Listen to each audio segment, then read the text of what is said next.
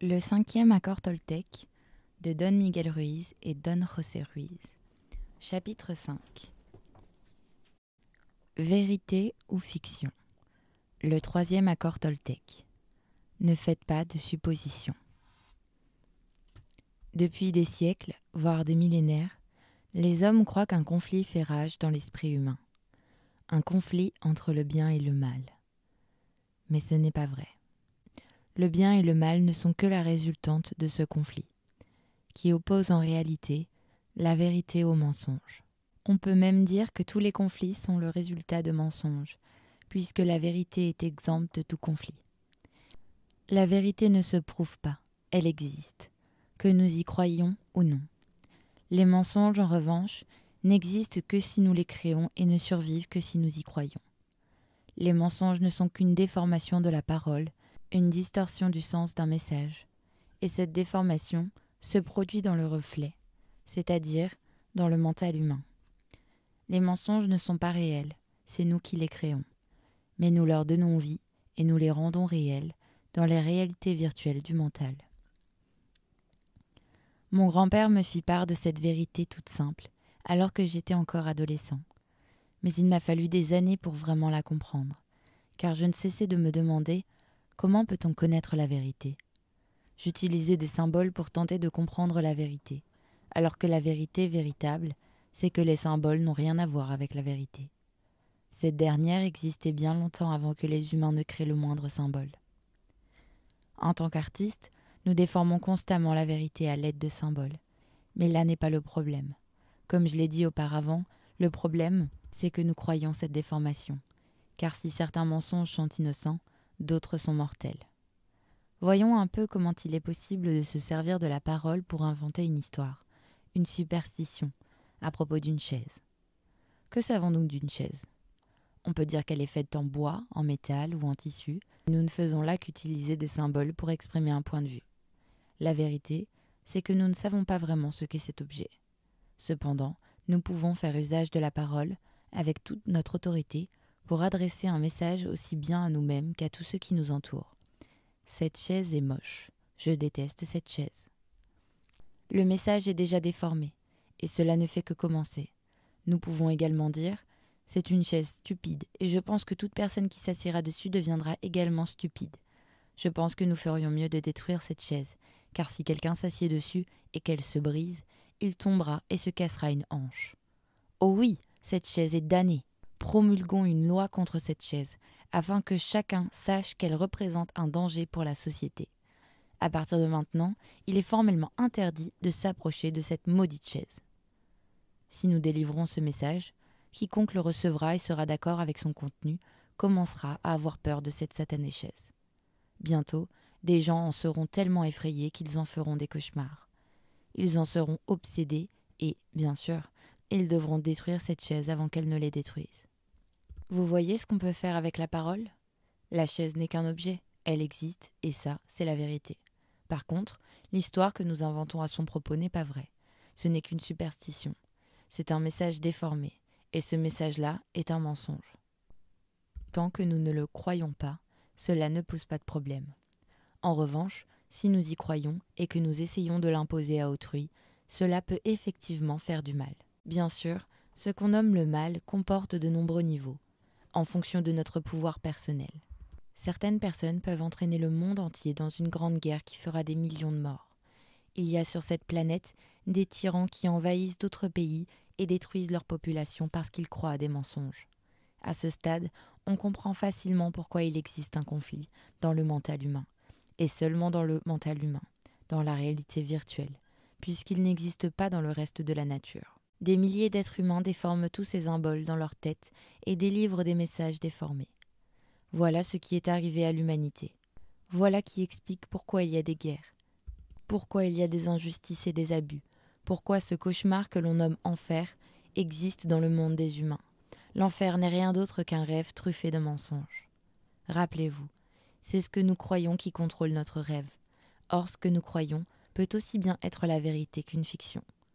La vérité nous conduit à l'authenticité, au bonheur. Les mensonges imposent des limitations à notre existence et entraînent des souffrances et des drames. Quiconque croit à la vérité vit au paradis. Quiconque croit au mensonge finit tôt ou tard en enfer. Il n'est pas nécessaire de mourir pour aller au paradis ou en enfer.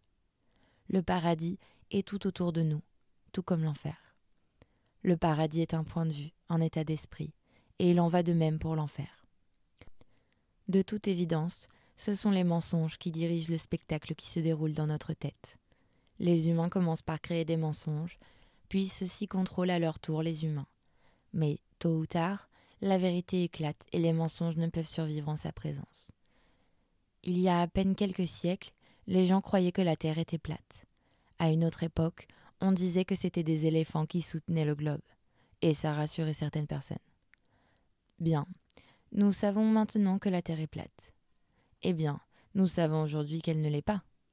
La croyance que la Terre était plate passait pour une vérité, et pratiquement tout le monde était d'accord sur ce point.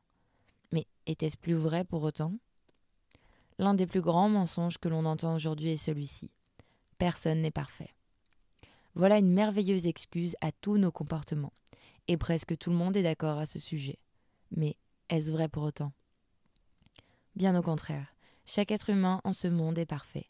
Mais à force d'entendre ce mensonge depuis que nous sommes tout petits, nous ne cessons de nous juger en nous comparant à une image de perfection.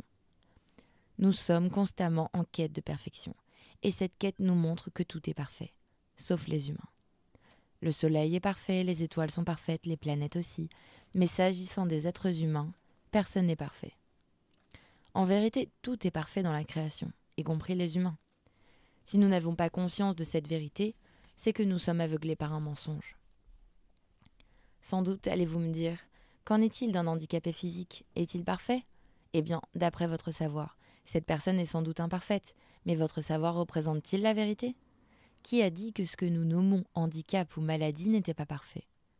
Tout ce qui nous concerne est parfait, y compris les maladies ou les handicaps dont nous pouvons souffrir. Celui qui souffre d'une difficulté d'apprentissage est parfait. Celle à qui il manque un doigt, un bras ou un orteil est parfaite. Un individu malade est parfait. Seule la perfection existe. Et cette prise de conscience représente une étape importante dans notre évolution. Dire autre chose signifie ne pas avoir conscience de qui nous sommes. Et il ne suffit pas de dire que nous sommes parfaits, nous devons aussi le croire. Si nous nous croyons imparfaits, ce mensonge en attire d'autres pour le renforcer et, ensemble, tous ces mensonges repoussent la vérité et façonnent le rêve que nous nous créons. Les mensonges ne sont que des superstitions, et je peux vous garantir que nous vivons dans un monde de superstitions. Mais une fois encore, en avons-nous conscience ? Imaginez que vous vous réveillez demain matin en Europe, au XIVe siècle, en sachant ce que vous savez aujourd'hui et en ayant vos croyances actuelles. Imaginez un instant ce que les gens de cette époque pourraient penser de vous, comment ils vous jugeraient. Ils vous feraient un procès si vous preniez simplement un bain par jour. Chacune de vos propres croyances menacerait les leurs. Combien de temps s'écoulerait-il avant qu'ils ne vous accusent de sorcellerie ? Ils vous tortureraient, ils vous feraient confesser vos actes de sorcellerie et finiraient par vous tuer, par peur de vos croyances. Il vous est facile de comprendre aujourd'hui que ces gens passaient toute leur vie plongés dans des superstitions. Pratiquement rien de ce qu'ils croyaient n'était vrai, comme vous pouvez le constater d'après ce que vous savez aujourd'hui.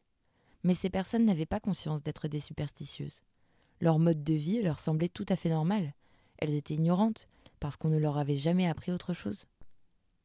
Alors, il se pourrait que ce que vous croyez à votre propos soit tout aussi truffé de superstitions que les croyances de ces personnes d'autrefois. Imaginez un instant que les humains du futur, dans 7 ou 8 siècles, puissent voir ce que la majorité d'entre nous pensent d'eux-mêmes aujourd'hui. Les relations que la plupart des humains entretiennent avec leur corps sont encore barbares, bien qu'à un moindre degré qu'il y a 7 siècles. Notre corps est parfaitement loyal envers nous, mais nous le jugeons et nous en abusons.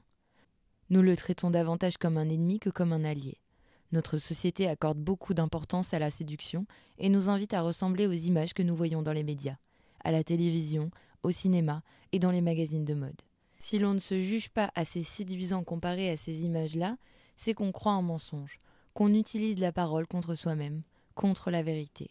Les personnes qui contrôlent les médias nous disent que croire, comment nous vêtir, que manger, nous manipulant comme des marionnettes, comme elles le souhaitent.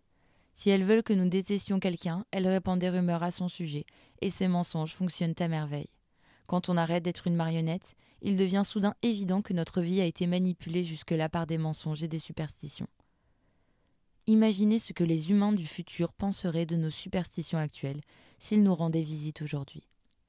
S'ils croient à la perfection de toute chose, dans la création, y compris de chaque être humain, allons-nous les crucifier pour leurs croyances ? Qu'est-ce qui est vrai et qu'est-ce qui est mensonger ? Une fois encore, la conscience est très importante, parce que la vérité ne s'exprime pas par des mots, ni sous forme de connaissances. Les mensonges, si, et il en existe des milliards. Si les humains en croient tellement, c'est parce qu'ils ne sont pas conscients. Nous ignorons la vérité, ou alors nous ne la voyons pas. Une fois que nous avons été domestiqués, nous accumulons beaucoup de connaissances qui forment comme une espèce de mur de brouillard qui nous empêche de percevoir la réalité, ce qui est vraiment. Nous ne voyons que ce que nous voulons voir. Nous n'entendons que ce que nous voulons entendre. Notre système de croyance est comme un miroir qui ne nous montre que ce que nous croyons. Au cours de notre développement, à mesure que nous grandissons, nous apprenons tant de mensonges que toute cette structure mensongère devient extrêmement compliquée. Et nous la rendons encore plus compliquée parce que nous pensons et que nous croyons ce que nous pensons. Nous supposons que ce que nous croyons est la vérité absolue, et nous ne nous arrêtons pas une minute pour envisager que notre vérité ne soit que relative, virtuelle. En général, nos croyances ne sont même pas l'ombre de la vérité, mais c'est le mieux que nous puissions faire, à défaut d'être conscients. Le troisième accord Toltec. Ne faites pas de suppositions. Ce qui nous conduit au troisième accord Toltec. Ne faites pas de suppositions. Faire des suppositions, c'est chercher les ennuis, puisque la plupart d'entre elles ne sont pas vraies. Ce ne sont que des fictions. L'une des plus grandes suppositions que nous fassions est que tout ce qui se trouve dans notre réalité virtuelle est vrai. Une autre, que tout ce qui figure dans la réalité virtuelle d'autrui est aussi vrai. Eh bien, vous avez désormais qu'aucune de ces réalités n'est la vérité. Grâce à la conscience, on peut facilement voir toutes les suppositions qu'on fait et combien il est facile d'en faire. Les humains ont une imagination puissante, très puissante, et il y a tant d'idées et d'histoires à inventer. Nous écoutons les symboles parler dans notre tête. Nous nous mettons à imaginer ce que font les autres, à quoi ils pensent, ce qu'ils disent de nous, et nous élaborons ainsi un rêve dans notre imagination. Nous inventons ainsi une histoire qui n'est vraie que pour nous, mais nous y croyons. Une supposition en entraînant une autre, nous tirons des conclusions et nous faisons ensuite une affaire personnelle de l'histoire que nous avons inventée. Puis, nous incriminons autrui et nous nous mettons généralement à médire des autres pour justifier nos suppositions. Bien sûr, ces commérages contribuent à déformer encore plus le message.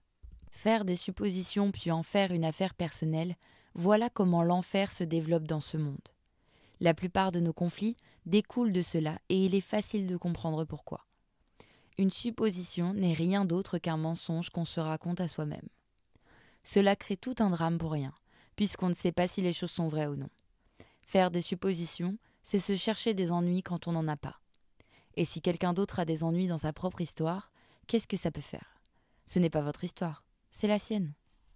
Prenez conscience que la plupart des choses que vous vous dites ne sont que des suppositions.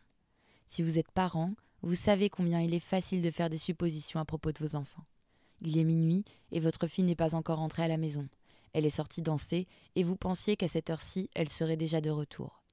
Vous commencez alors à imaginer le pire, vous faites des suppositions. « Oh, et s'il lui était arrivé quelque chose, je ferais peut-être mieux d'appeler la police. » Il y a tant de possibilités à imaginer. Vous vous inventez tout un scénario catastrophe.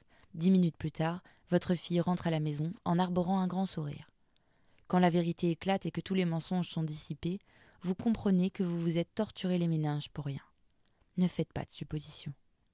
Si le fait de ne rien prendre personnellement vous assure l'immunité dans vos interactions avec autrui, ne pas faire de suppositions vous immunise dans vos interactions avec vous-même, avec la voie de la connaissance ou ce que nous nommons la pensée.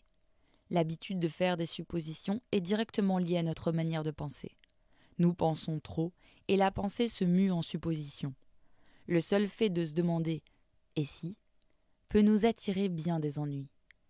Chacun d'entre nous peut beaucoup penser, et la réflexion éveille des peurs. Nous n'avons aucun contrôle sur toutes ces pensées, sur tous ces symboles que nous déformons dans notre tête. Si nous arrêtons tout simplement de penser, nous cessons de vouloir expliquer les choses, ce qui nous empêche de faire des suppositions. Les humains éprouvent le besoin d'expliquer et de justifier toute chose. Nous avons besoin d'avoir des connaissances et nous faisons des suppositions pour satisfaire ce besoin de savoir. Peu nous importe que ces connaissances soient vraies ou non, qu'il s'agisse de vérité ou de fiction. Nous y croyons à 100% et nous continuons de le faire, parce que la seule possession de connaissances nous procure une certaine sécurité. Il y a tant de choses que le mental humain ne peut expliquer. Il nous reste tant de questions qui attendent une réponse. Mais au lieu de poser des questions, quand nous ignorons quelque chose, nous faisons toutes sortes de suppositions. Quand on pose des questions, on élimine tout besoin de faire des suppositions. Il est donc toujours préférable de demander de questionner et d'être au clair. Quand on ne fait pas de suppositions, on peut fixer son attention sur la vérité, au lieu de la laisser être captée par ce que nous croyons être la vérité. On voit alors la vie telle qu'elle est et non telle qu'on voudrait la voir. Comme nous le verrons, sitôt que nous ne croyons plus à nos propres suppositions, tout le pouvoir que nous investissons dans ces croyances nous est restitué. Nous récupérons alors toute l'énergie utilisée jusque-là pour faire des suppositions que nous pouvons employer pour nous forger un nouveau rêve, notre paradis personnel. Ne faites pas de suppositions. Chapitre 6. Le pouvoir des croyances. Le symbole du Père Noël. À une certaine époque, le pouvoir des croyances était totalement entre vos mains. Mais après avoir été éduqué jusqu'à faire partie intégrante de l'humanité, le pouvoir que vous aviez sur vos croyances s'est transféré à tous les symboles que vous avez appris, au point que ce sont ces symboles qui ont pris le pouvoir sur vous. En vérité, le pouvoir de vos croyances s'est transmis à tout ce que vous savez et depuis, ce sont vos connaissances qui dirigent votre vie. De toute évidence, quand on est petit, on est submergé par la puissance des croyances de tout le monde. Les symboles sont une invitation merveilleuse, mais quand on nous les fait découvrir, les opinions et les croyances sont déjà là. Nous assimilons ainsi chacune de ces opinions, sans nous demander si elle est vraie ou pas. Or, le problème, c'est que quand nous sommes enfin parvenus à maîtriser une langue, avec toutes les opinions qui parviennent à nos oreilles au cours de notre éducation, les symboles ont déjà absorbé tout le pouvoir de nos croyances. En soi, cela n'est ni bon ou mauvais, ni juste ou faux. C'est simplement comme ça que ça se passe, et ça nous arrive à tous. Nous apprenons à devenir membres de notre société. Nous apprenons donc une langue, une religion ou une philosophie. Nous assimilons une certaine manière d'être, et nous structurons tout notre système de croyances en fonction de ce qu'on nous dit. Nous n'avons aucune raison de douter de ce que les autres nous disent, jusqu'au moment où nous connaissons notre premier grand chagrin, quand nous découvrons qu'une des choses qui nous ont été dites n'est pas vraie. En effet, nous allons à l'école et nous entendons un jour ce que disent les enfants plus âgés que nous. Faisant allusion à nous, ils disent « Tu vois ce gamin, il croit encore au Père Noël ». Tôt ou tard, nous finissons par découvrir que le Père Noël n'existe pas. Vous rappelez-vous quelle a été votre réaction, ce que vous avez ressenti quand vous avez découvert que l'histoire du Père Noël n'était pas vraie ? Je ne pense pas que vos parents étaient animés de mauvaises intentions. Croire au Père Noël est une tradition merveilleuse pour des millions de gens. Les paroles d'une chanson américaine décrivent d'ailleurs ce qu'on nous dit à propos de ce symbole qu'on nomme le Père Noël. Tu as intérêt à faire attention. Tu as intérêt à ne pas crier et à ne pas faire la moue. Je vais te dire pourquoi. Le Père Noël arrive en ville. On nous raconte que le Père Noël sait tout ce que nous faisons ou nous ne faisons pas. Qu'il sait si nous avons été bons ou méchants. Qu'il a même noté les fois où nous ne nous sommes pas lavé les dents. Et nous y croyons. Arrive Noël, et nous observons de grandes différences entre les cadeaux que reçoivent les enfants. Imaginons que vous ayez demandé une bicyclette au Père Noël, et que vous ayez été gentil toute l'année. Mais votre famille est très pauvre. Vous ouvrez vos cadeaux, et il n'y a pas de bicyclette. Votre petit voisin, qui s'est très mal comporté, et vous savez ce que signifie très mal, reçoit lui une bicyclette. Vous vous dites alors « J'ai été gentil, le voisin d'à côté a été méchant, comment se fait-il que je ne reçoive pas ma bicyclette ? Si le Père Noël sait tout ce que je fais, il sait certainement aussi ce qu'a fait mon voisin. Alors, pourquoi apporte-t-il ce vélo à mon voisin et pas moi ? » C'est tout simplement injuste et vous ne comprenez pas pourquoi. Votre réaction émotionnelle prend la forme d'envie, de colère et même de tristesse. Vous voyez le petit garçon d'à côté faire joyeusement du vélo dans le quartier et vous avez envie d'aller lui taper dessus et de démolir ses bicyclettes. Vous percevez cela comme une injustice. Ce sentiment d'injustice découle du fait que vous avez cru à un mensonge. Ce n'est qu'un mensonge innocent, animé d'aucune mauvaise intention bien entendu, mais vous y avez cru. C'est pourquoi vous concluez désormais l'accord suivant avec vous-même. À l'avenir, je ne serai plus gentil, je me comporterai mal comme mon voisin. Plus tard, vous découvrez que le Père Noël n'existe pas, qu'il n'est pas réel. Mais c'est trop tard. Vous avez déjà émis tout ce poison émotionnel. Vous avez déjà connu la colère, la jalousie et la tristesse. Vous avez déjà souffert pour avoir conclu un accord fondé sur un mensonge. Ce n'est là qu'un exemple de la façon dont nous investissons notre foi dans un symbole. Or, il existe des centaines, voire des milliers de symboles, d'histoires et de superstitions qui nous sont transmis. Le symbole du Père Noël souligne que le seul fait de croire à un mensonge innocent peut provoquer des émotions qui s'apparentent à un feu qui nous dévorera de l'intérieur. Ces émotions ressemblent à du poison. Elles nous font mal, elles font du mal à notre corps, et nous souffrons donc à cause d'une histoire qui n'est même pas réelle. Les émotions, elles, sont réelles. Elles font partie de la vérité, même si la raison pour laquelle nous les ressentons n'est pas réelle. Ce n'est pas la vérité, ce n'est qu'une fiction. Si vous vous demandez parfois pourquoi vous vous sentez si mal, c'est parce que vous vous racontez une histoire qui n'est pas vraie, mais à laquelle vous croyez. La vérité, c'est que votre rêve est déformé. Cela n'est en soi ni bon ou mauvais, ni juste ou faux, car cela arrive à des milliards d'autres personnes. Vous n'êtes pas le seul à vous trouver dans cette situation, ce qui est une bonne nouvelle. Si le monde des symboles est aussi puissant, c'est parce que nous conférons du pouvoir à chaque symbole grâce à cette force qui émane du tréfond de notre être, cette force qu'on nomme vie, foi ou intention. Nous ne voyons même pas ce phénomène se produire, mais ensemble, tous ces symboles finissent par former une structure liée par des accords, qu'on appelle un système de croyances. De la moindre lettre à un mot, d'une simple histoire à une philosophie tout entière, tout ce que nous avons accepté de croire s'ajoute à cette structure. Notre système de croyances donne forme et structure à notre réalité virtuelle et, à chaque accord que nous concluons, cette structure gagne en force et en puissance, jusqu'à devenir pratiquement aussi rigide qu'un édifice en briques. Si nous considérons chaque symbole, chaque concept et chaque accord comme une brique, notre foi est le mortier qui les tient tout ensemble. Tout en continuant d'apprendre, durant toute notre vie, nous mélangeons ces symboles de multiples manières et les concepts interagissent entre eux pour en créer d'autres encore plus complexes. La pensée abstraite s'organise de manière toujours plus compliquée et notre structure mentale continue de grandir et de grandir encore, jusqu'à ce que nous possédions un ensemble fait de tout ce que nous savons. Cette structure est ce que les Toltecs nomment la forme humaine. Ce n'est pas la forme de notre corps physique, c'est celle qu'adopte notre mental. C'est la structure des croyances que nous cultivons à notre sujet et à propos de tout ce qui nous aide à donner sens à notre rêve. C'est la forme humaine qui nous confère notre identité, mais il ne faut pas la confondre avec la structure du rêve. La structure du rêve est le monde matériel tel qu'il est, c'est-à-dire la vérité. La forme humaine est notre système de croyances avec toutes ses composantes de jugement. Tout ce qui figure dans ce système de croyances est notre vérité personnelle. Et nous jugeons tout à l'aune de ces croyances, même quand elles vont à l'encontre de notre nature intérieure. Au cours du processus de domestication, notre système de croyances devient le livre de la loi qui gouverne notre vie. Quand nous nous conformons aux règles de notre livre de la loi, nous nous récompensons. Dans le cas inverse, nous nous punissons. Notre système de croyances devient donc notre grand juge intérieur, mais aussi notre plus grande victime, puisqu'il commence par nous juger, puis nous punir. Ce grand juge est constitué de symboles, et il utilise donc ceux-ci pour juger tout ce que nous percevons, y compris les symboles eux-mêmes. La victime représente la partie de nous qui est jugée et qui subit ensuite la punition. Et dans nos interactions avec le rêve extérieur, nous jugeons et punissons chaque être et chaque chose en fonction de notre livre de la loi personnelle.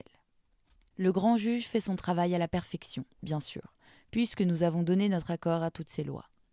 Le problème, c'est que notre système de croyances finit par prendre vie en nous et retourne nos connaissances contre nous. Il utilise tout ce que nous savons, toutes les règles qui précisent comment nous devons vivre notre vie, pour punir la victime qui est humaine. Il se sert de notre langage pour nous juger, pour nous rejeter, nous culpabiliser et nous faire honte. Il abuse de nous verbalement et nous rend malheureux en créant nos démons personnels et notre rêve de l'enfer personnel. Nous avons tant de symboles à disposition pour dire la même chose. Le système de croyance gouverne l'existence humaine comme un tyran. Il nous prive de notre liberté et nous réduit en esclavage. Il prend le contrôle de notre moi réel, de la vie humaine, alors que lui-même n'est pas réel. Notre vrai moi demeure caché quelque part dans notre esprit.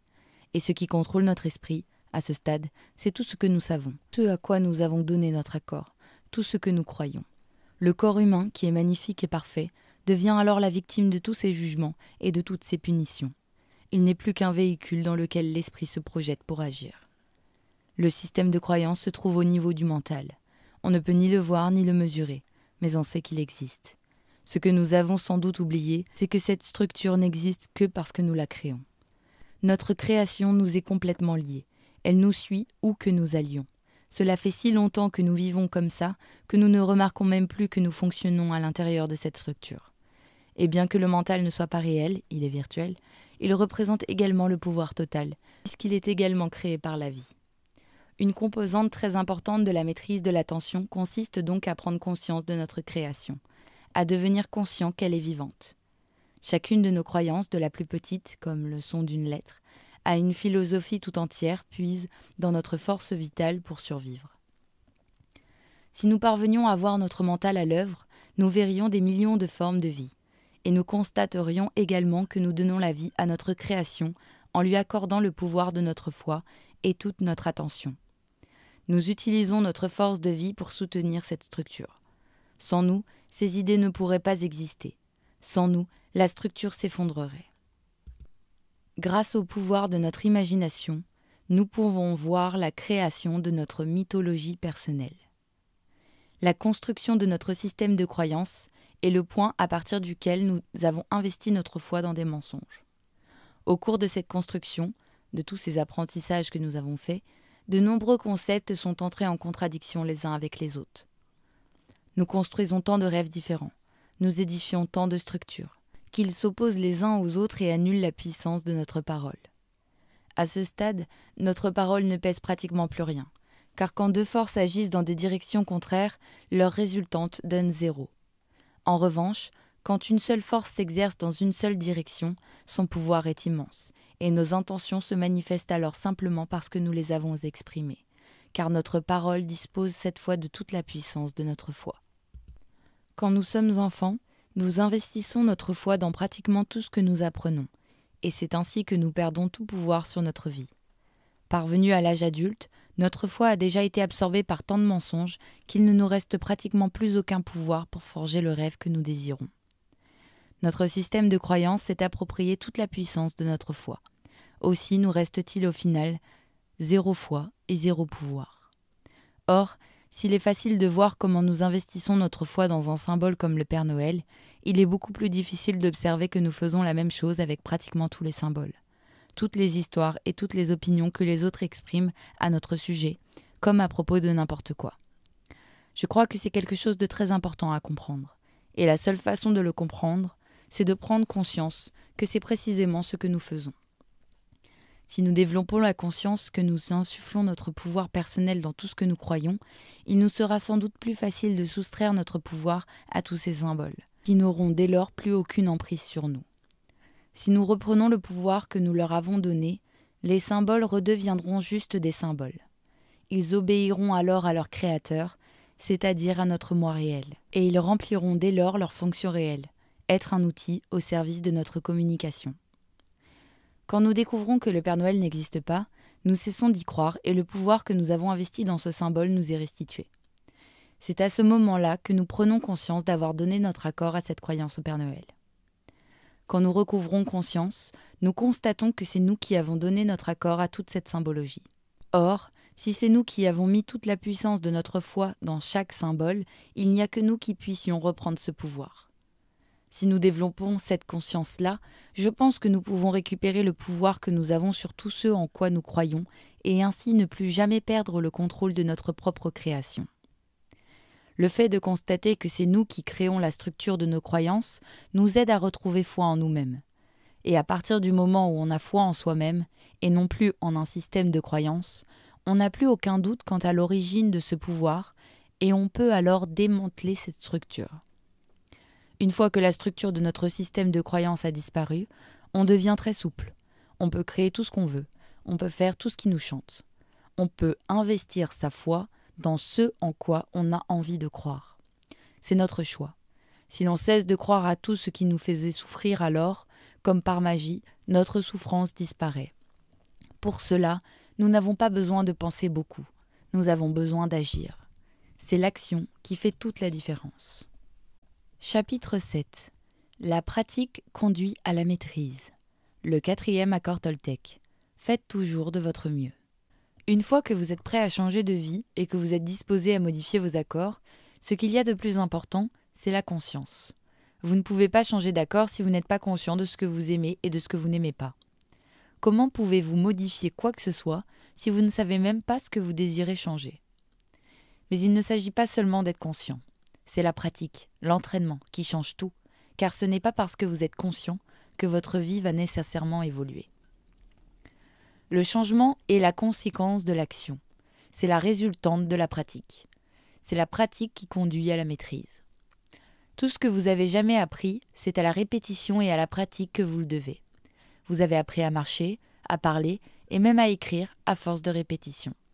Si vous êtes maître dans l'art de parler votre langue, c'est parce que vous vous y êtes entraîné depuis toujours. C'est aussi de cette façon-là que vous avez acquis toutes les croyances qui gouvernent votre vie, par la pratique.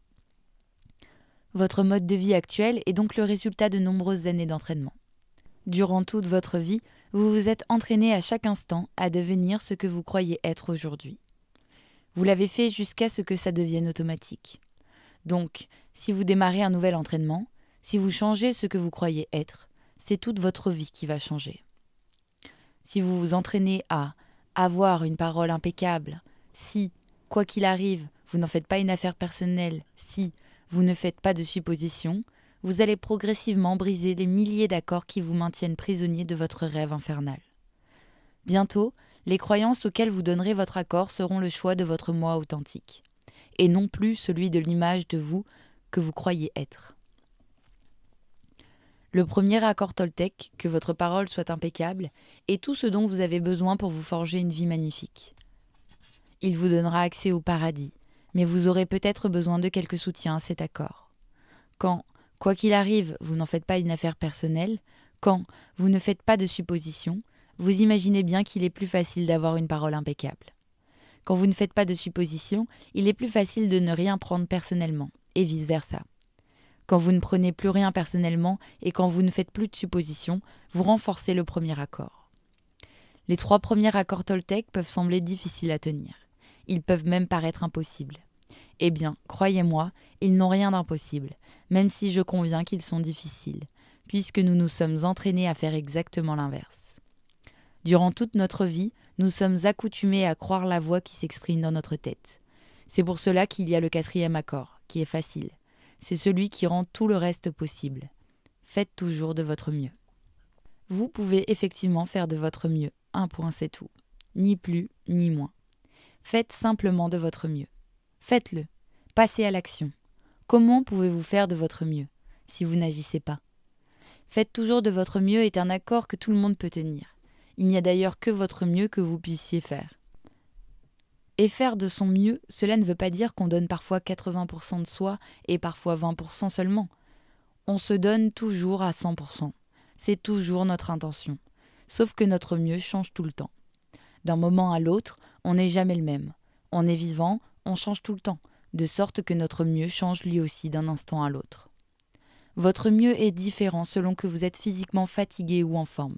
Il change aussi en fonction de votre état émotionnel. Votre mieux va évoluer et à mesure que vous pratiquerez les 4 accords Toltec, vous le verrez s'améliorer. C'est le 4e accord qui permet aux 3 autres de devenir des habitudes bien ancrées. C'est la répétition et la pratique qui vous conduiront à la maîtrise. Mais ne vous attendez pas à maîtriser immédiatement ces accords. N'imaginez pas que votre parole sera tout de suite impeccable, que vous ne prendrez plus rien personnellement ou encore que vous ne ferez plus de suppositions. Vos habitudes sont trop puissantes et trop bien ancrées dans votre esprit.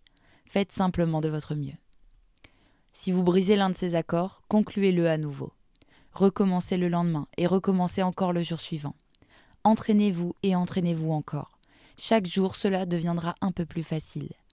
En faisant de votre mieux, l'habitude de mal utiliser la parole, de prendre des choses personnellement et de faire des suppositions va s'affaiblir et sera de moins en moins fréquente. Si vous agissez continuellement pour modifier vos habitudes, vous les verrez changer. Un jour viendra où ces 4 accords seront devenus à leur tour une habitude. Vous n'aurez même plus besoin de faire d'efforts. Ce sera automatique. Un jour, vous constaterez que ce sont les 4 accords Toltec qui gouvernent votre vie. Vous imaginez la vie qui sera la vôtre quand ces 4 accords seront devenus une habitude ? Au lieu de vous débattre continuellement dans les conflits et les drames, elle sera très facile.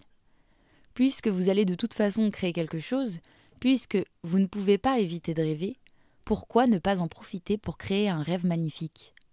Vous avez un esprit, vous percevez la lumière, vous allez donc rêver. Si vous faites le choix de ne rien créer du tout, vous allez vous ennuyer et le grand juge va vouloir contrer cet ennui. Alors bien sûr, il vous jugera en fonction de ce que vous croyez. « Oh, tu es paresseux, tu devrais faire quelque chose de ta vie. » Alors pourquoi ne pas rêver d'une manière agréable et profiter pleinement de votre rêve ? Si vous êtes capable de croire en vos limites, pourquoi ne pas croire en la beauté et la puissance de la vie qui se manifestent à travers vous ? La vie vous donne tout, et tout ce qu'elle vous donne peut devenir un plaisir. Pourquoi ne pas croire en la générosité de la vie ? Pourquoi ne pas apprendre à être bon et généreux envers vous-même ? Si cela vous rend heureux, et si vous êtes bon envers tout le monde, pourquoi pas ? Si vous vous transformez sans cesse, si votre rêve se modifie même quand vous ne le voulez pas, pourquoi ne pas maîtriser sa transformation et vous créer ainsi votre paradis personnel ? Le rêve de votre vie est constitué de milliers de petits rêves dynamiques. Les rêves naissent, grandissent et meurent. Autrement dit, ils se transforment. Sauf qu'en général, ils se transforment sans que vous en soyez conscient. Une fois que vous avez conscience de rêver, vous récupérez la capacité de modifier votre rêve quand vous en avez envie. Quand vous aurez découvert que vous avez le pouvoir de vous forger un rêve paradisiaque, vous souhaiterez changer de rêve et les 4 accords Toltec sont l'outil idéal pour y parvenir. Ils remettent en question le tyran, le juge et la victime que vous avez dans la tête. Ils remettent en question le moindre accord qui vous rend la vie difficile. Si vous remettez en question vos croyances en vous demandant simplement si ce que vous croyez est vrai, vous risquez de découvrir quelque chose de très intéressant. Durant toute votre vie, vous vous êtes efforcé d'être à la hauteur des exigences d'autrui et vous avez gardé votre propre satisfaction pour la fin. Vous avez sacrifié votre liberté personnelle pour vivre en fonction du point de vue des autres. Vous avez essayé d'être à la hauteur aux yeux de votre mère, de votre père, de vos professeurs, de votre conjoint, de vos enfants, de votre religion et de la société. Après avoir fait tant d'efforts durant des années, vous essayez d'être à la hauteur à vos propres yeux. Mais vous vous rendez compte que vous n'y arrivez pas. Pourquoi ne pas vous donner la première place, fût-ce pour la première fois de votre vie ? Vous pouvez réapprendre à vous aimer en vous acceptant de manière inconditionnelle. Et vous pouvez commencer à exprimer votre amour inconditionnel envers votre moi authentique. Entraînez-vous à l'aimer de plus en plus. Quand vous vous aimerez d'une manière inconditionnelle, vous ne serez plus d'une proie facile pour les prédateurs extérieurs qui souhaitent contrôler votre vie. Vous ne vous sacrifierez plus pour personne. Si vous pratiquez l'amour de vous-même, vous en deviendrez un maître. Faites toujours de votre mieux et l'accord qui vous aidera à devenir un maître d'art. Les 3 premiers accords Toltec se situent dans le domaine de la réalité virtuelle. Le 4e, en revanche, concerne la réalité physique. Il s'agit de passer à l'action, de s'entraîner et de pratiquer jusqu'à devenir un maître du rêve. En faisant de votre mieux, encore et toujours, vous finirez par maîtriser l'art de la transformation. La maîtrise de la transformation est la 2e maîtrise de l'artiste, que l'on distingue clairement dans le 4e accord. Quand vous faites toujours de votre mieux, quand vous agissez, vous vous transformez, vous modifiez le rêve de votre vie.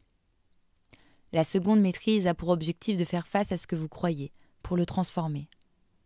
On parvient à cette maîtrise en changeant ses accords et en reprogrammant son esprit à sa façon.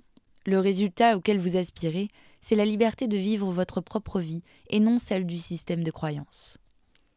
Quand le livre de la loi aura disparu de votre tête, le tyran, le juge et la victime en disparaîtront à leur tour. Cette transformation a déjà commencé, et elle débute par vous. Avez-vous le courage d'être totalement honnête avec vous-même, de voir de quelle manière vous écrivez véritablement votre histoire ? Avez-vous le courage de regarder en face vos superstitions et vos mensonges ?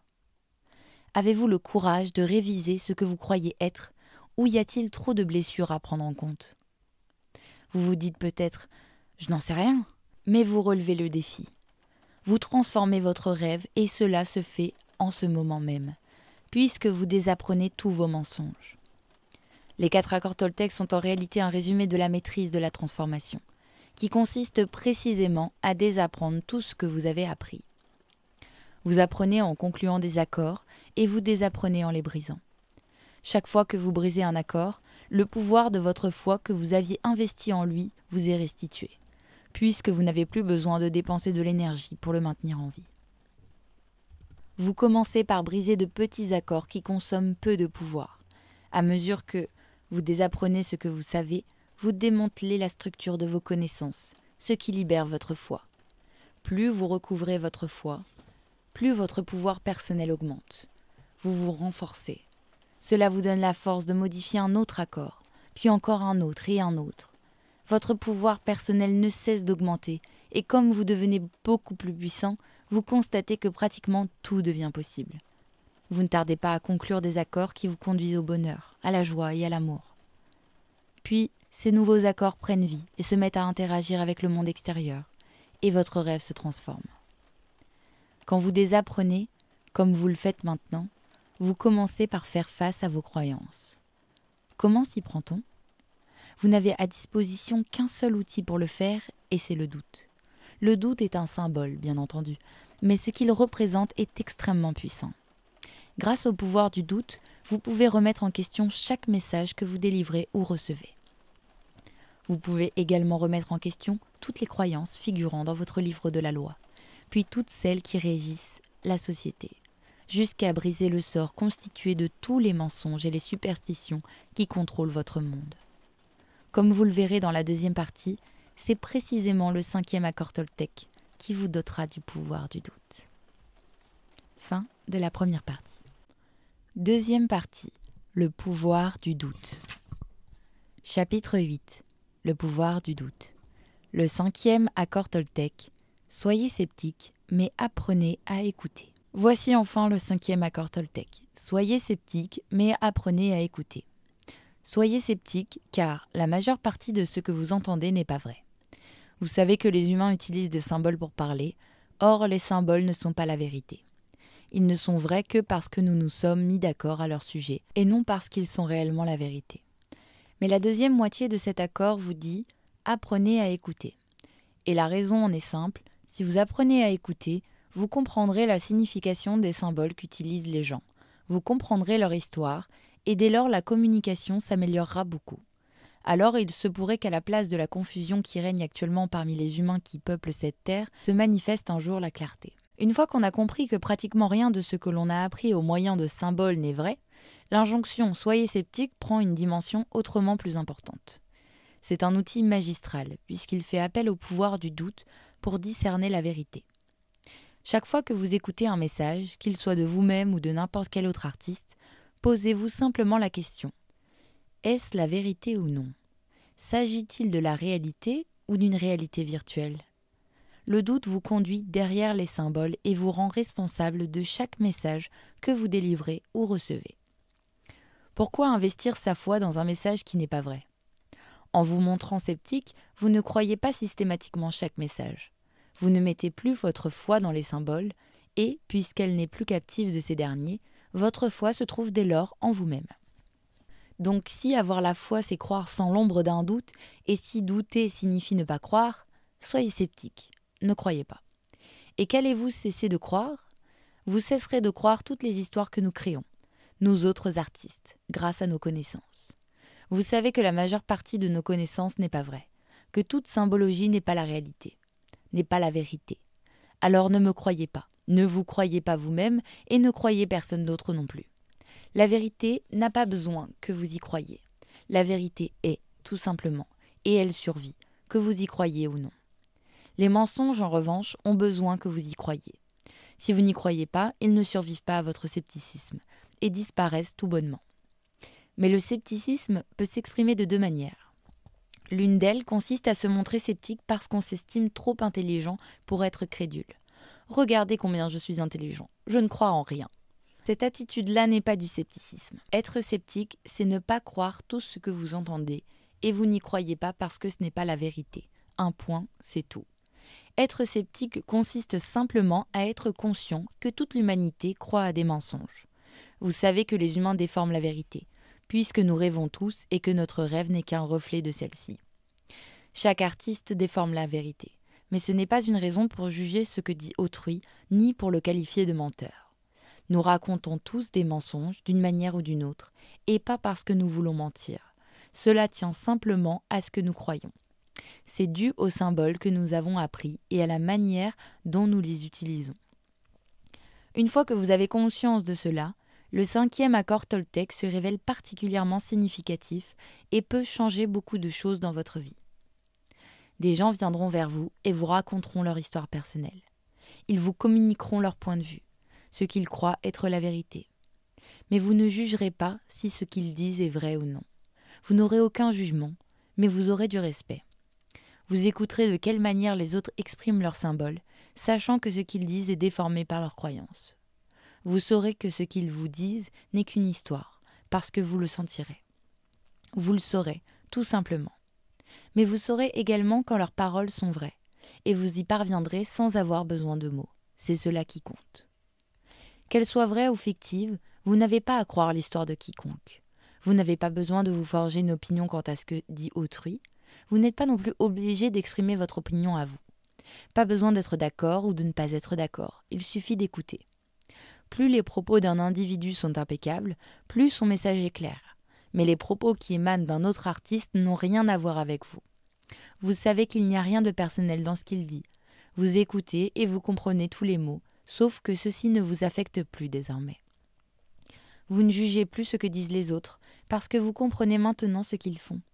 Ils vous font simplement savoir ce qui se passe dans leur propre monde virtuel. Vous avez déjà conscience que tous les artistes vivent dans leurs propres rêves, dans leur monde à eux. Dans ce monde-là, ce qu'ils perçoivent est vrai pour eux. Il se pourrait que ce soit absolument vrai pour les artistes qui expriment leur histoire, mais ce n'est pas la vérité pour vous. La seule vérité pour vous est ce que vous percevez dans votre monde.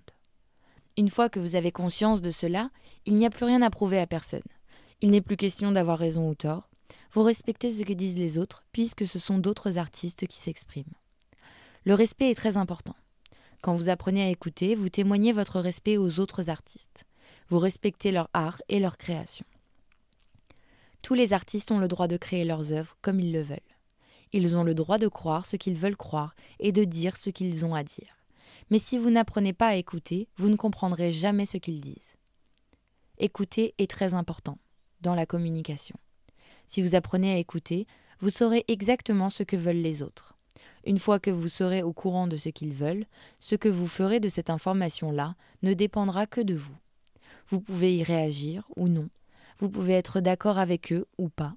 Tout dépendra de ce que vous voulez. Ce n'est pas parce que les autres veulent quelque chose que vous devez nécessairement le leur donner. Les gens essayent toujours de capter votre attention, puisque c'est par ce biais qu'ils peuvent télécharger n'importe quelle information. Il arrive souvent qu'une information ne vous intéresse pas. Vous l'écoutez, vous n'en voulez pas, vous l'ignorez, et vous reportez votre attention ailleurs. En revanche, si cette information capte votre attention, alors vous avez vraiment envie d'écouter et de découvrir si ce qu'on vous dit est important à vos yeux. Ensuite, vous pouvez exprimer votre point de vue, si vous en avez envie, tout en sachant que ce n'est qu'un point de vue.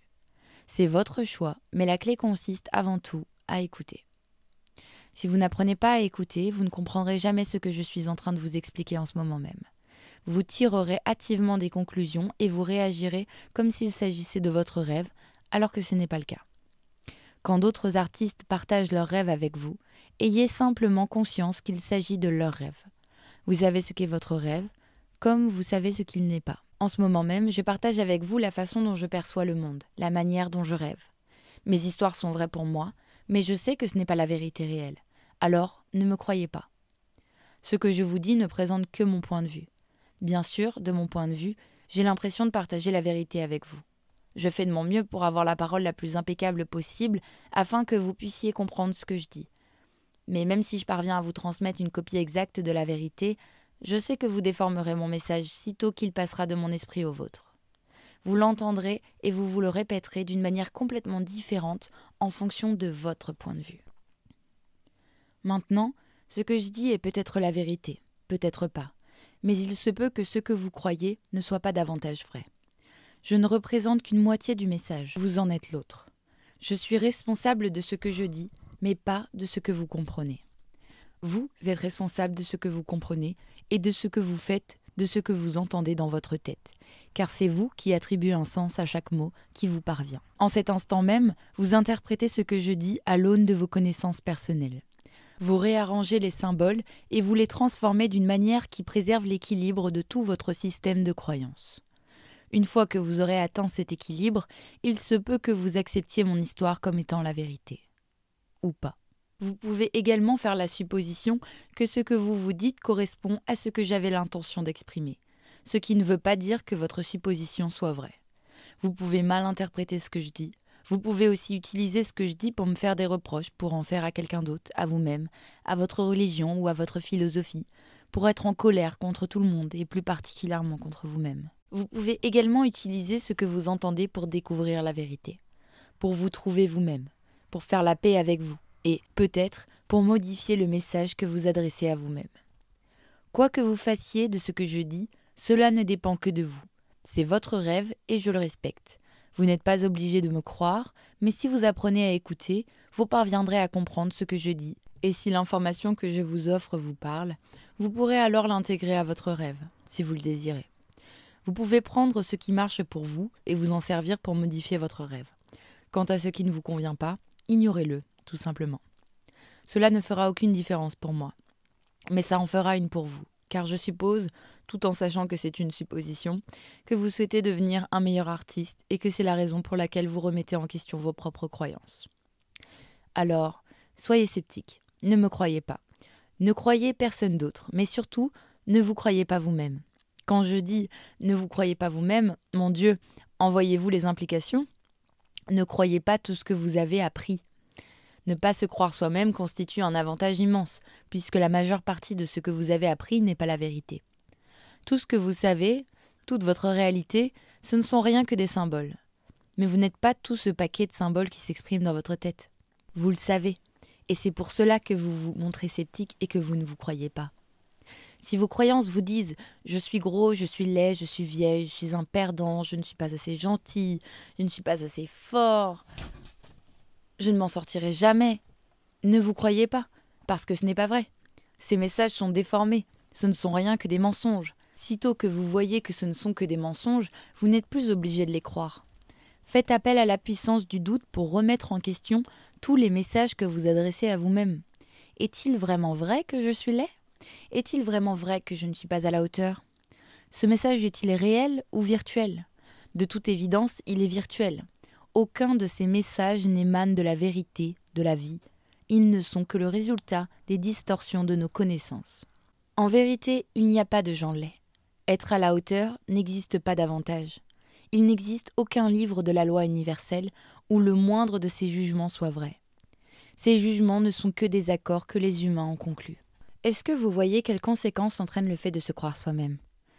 Vous croire est la pire des choses que vous puissiez faire, car vous vous êtes raconté des mensonges durant toute votre vie. Et c'est parce que vous y croyez que votre rêve n'est pas agréable. Si vous croyez ce que vous vous dites, vous pouvez vous servir de tous les symboles que vous avez appris pour vous faire du mal.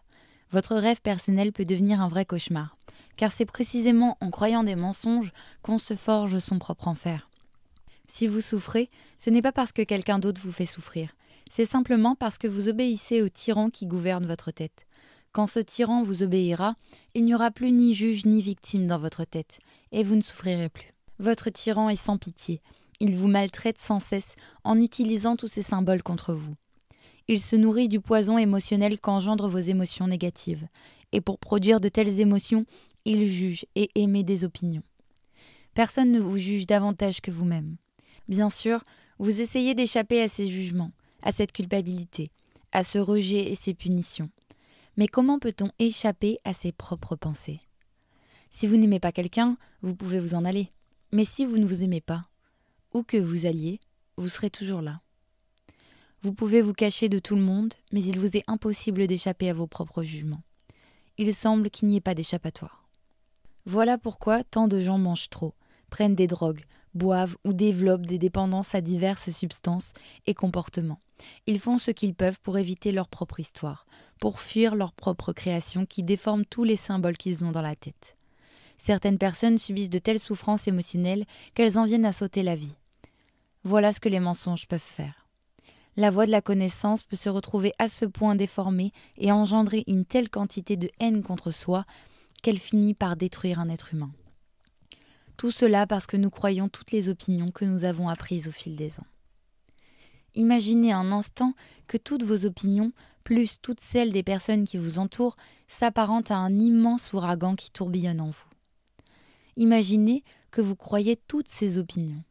Eh bien, si vous êtes sceptique, si vous ne vous croyez pas vous-même, si vous ne croyez personne d'autre, aucune de ces opinions ne pourra vous troubler ni vous déconcentrer. Quand vous contrôlez votre propre symbologie, vous êtes toujours centré, toujours détendu et calme, parce que c'est votre moi réel qui prend les décisions dans votre vie, et non les symboles. Quand vous souhaitez communiquer quelque chose, vous arrangez les symboles comme vous voulez, et c'est ainsi qu'ils sortent de votre bouche. C'est vous l'artiste, et vous pouvez agencer les symboles comme vous voulez, de la façon qui vous plaît, car ils sont sous votre contrôle. Vous pouvez les utiliser pour demander ce dont vous avez besoin, pour exprimer ce que vous voulez comme ce que vous ne voulez pas. Vous pouvez partager vos pensées, vos sentiments et vos rêves, en prose ou en vers. Mais ce n'est pas parce que vous employez un langage pour communiquer que vous y croyez. Quel besoin avez-vous de croire ce que vous savez déjà ? Quand vous êtes seul et que vous parlez à vous-même, c'est parfaitement futile. Que pouvez-vous dire que vous ne sachiez pas déjà ? Si vous comprenez le 5e accord Toltec, vous saisirez pourquoi vous n'avez nul besoin de croire ce que vous voyez, ce que vous savez déjà sans l'aide de mots. La vérité ne s'exprime pas avec des mots. La vérité est silencieuse. C'est simplement quelque chose que vous savez. Vous pouvez la ressentir sans aucun mot. Et on appelle cela la connaissance silencieuse. La connaissance silencieuse, c'est ce que vous savez avant d'investir votre foi dans des symboles.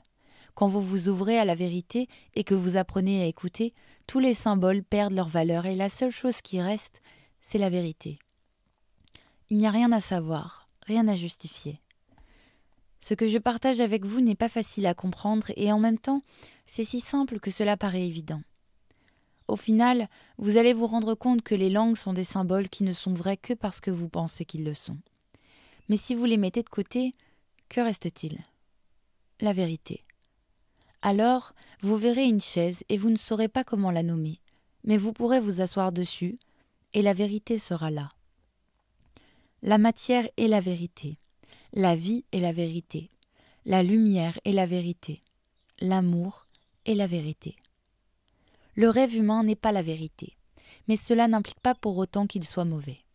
Être mauvais, voilà encore un autre concept qui n'est pas non plus vrai.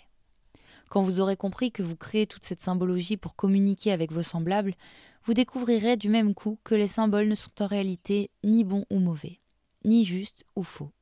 C'est vous, avec vos croyances, qui décidez qu'ils sont justes ou faux. Telle est la puissance de vos croyances. Mais la vérité est au-delà de la croyance. Quand vous dépassez les symboles, vous découvrez un monde de perfection où chaque être et chaque chose sont parfaits. Même l'investissement de votre foi dans chacun de vos mots est parfait. Même votre colère, vos drames et vos mensonges sont parfaits. Même l'enfer qu'il vous arrive de vivre est parfait, car seul existe la perfection. Imaginez un instant que vous viviez toute votre vie sans jamais apprendre tous les mensonges que sont vos connaissances, sans souffrir d'avoir investi votre foi dans ces mensonges, dans ces superstitions et ces opinions. Vous vivriez alors comme tous les autres animaux, ce qui veut dire que vous conserveriez votre innocence durant toute votre vie. Au cours du processus de domestication, vous perdez votre innocence et, ce faisant, vous vous mettez à chercher ce que vous avez perdu, ce qui vous conduit à développer la conscience. Une fois que vous avez recouvré la conscience, vous devenez pleinement responsable de votre propre évolution, de chacun de vos choix dans la vie. Tant que vous êtes éduqué par le rêve de la planète, vous n'avez aucun choix. Vous apprenez tellement de mensonges. Mais peut-être est-il temps de désapprendre tous ces mensonges et de réapprendre à suivre la vérité, en vous fiant à votre propre cœur. Désapprendre, ou ce que j'appelle encore la dédomestication, est un processus très lent, mais puissant. Comme je l'ai dit auparavant, chaque fois que vous retirez votre foi à un symbole, son pouvoir vous est restitué, jusqu'à ce que votre symbologie tout entière n'ait plus aucun pouvoir sur vous. Quand vous soustrayez tout pouvoir au symbole pour le reprendre en vous, votre rêve se retrouve impuissant. Et une fois que tout ce pouvoir vous est revenu, vous êtes invincible. Plus rien ne peut vous vaincre.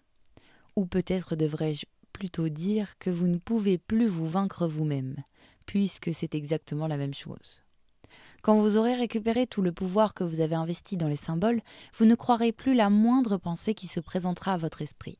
Vous ne croirez plus votre propre histoire. Par contre, vous l'écouterez. Et comme vous la respecterez, vous l'apprécierez. Quand vous allez au cinéma ou que vous lisez un roman, vous n'y croyez pas, mais vous y prenez plaisir, n'est-ce pas ?